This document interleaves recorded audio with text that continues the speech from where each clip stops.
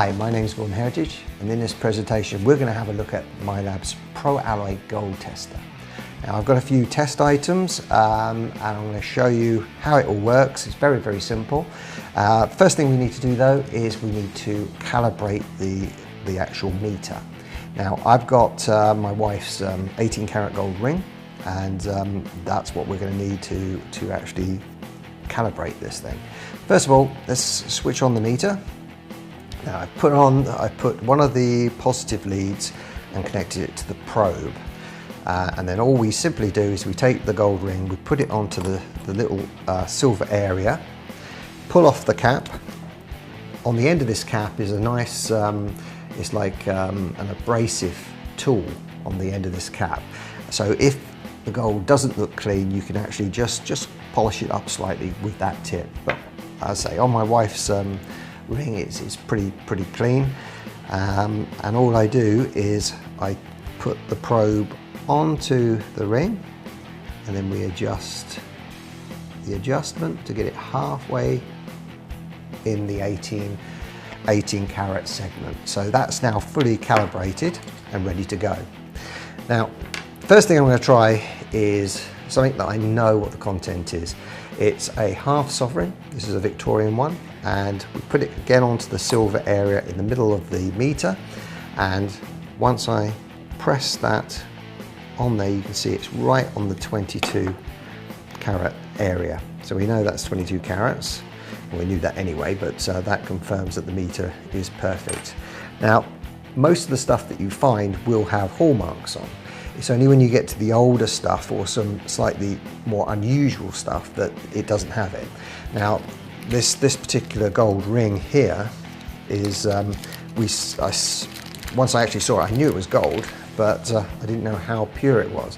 Now ancient gold can be very, very pure, so I suspect that this is going to be a really high content gold piece.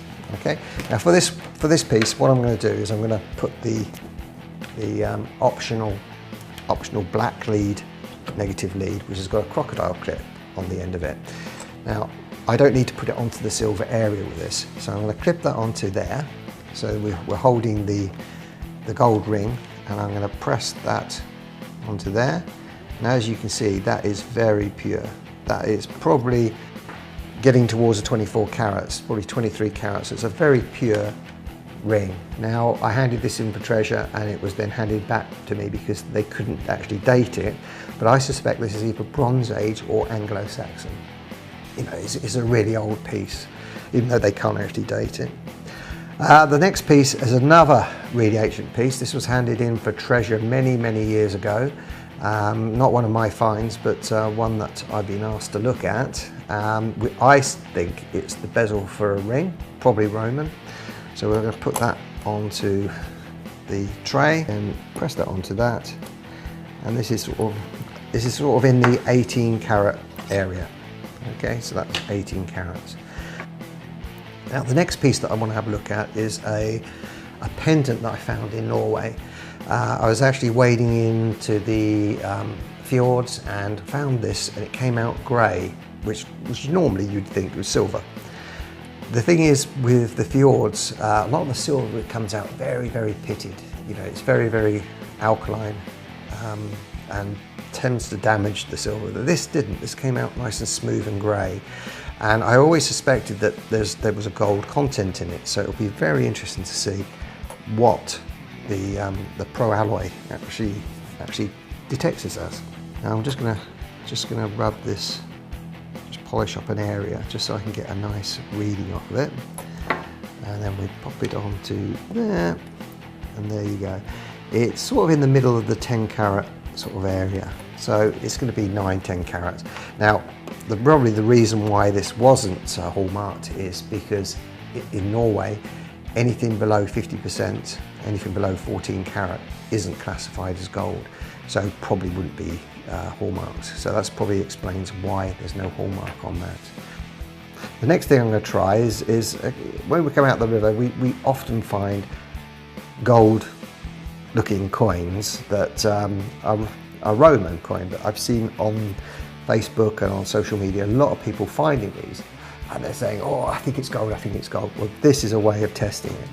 Now, stick it on the central thing, put on the probe, and there you go. It dives into the red.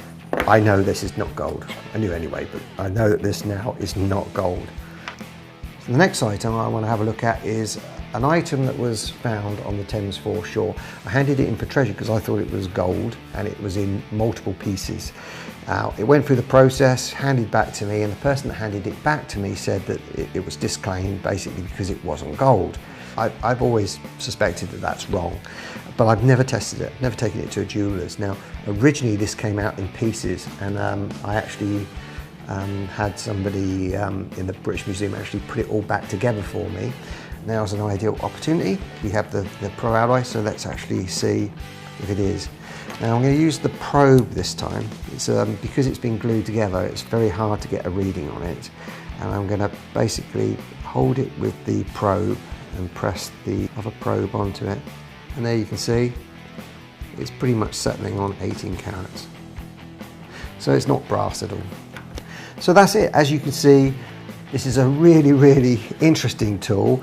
A lot of the time you don't need a gold tester, but it's nice to have one in your armoury, especially when you get sort of ancient bits of stuff and you think, well, that looks gold, it feels like gold. Is it gold? Well, now you can put it onto the thing, put your probe on, dives into the red. No, that's a piece of brass.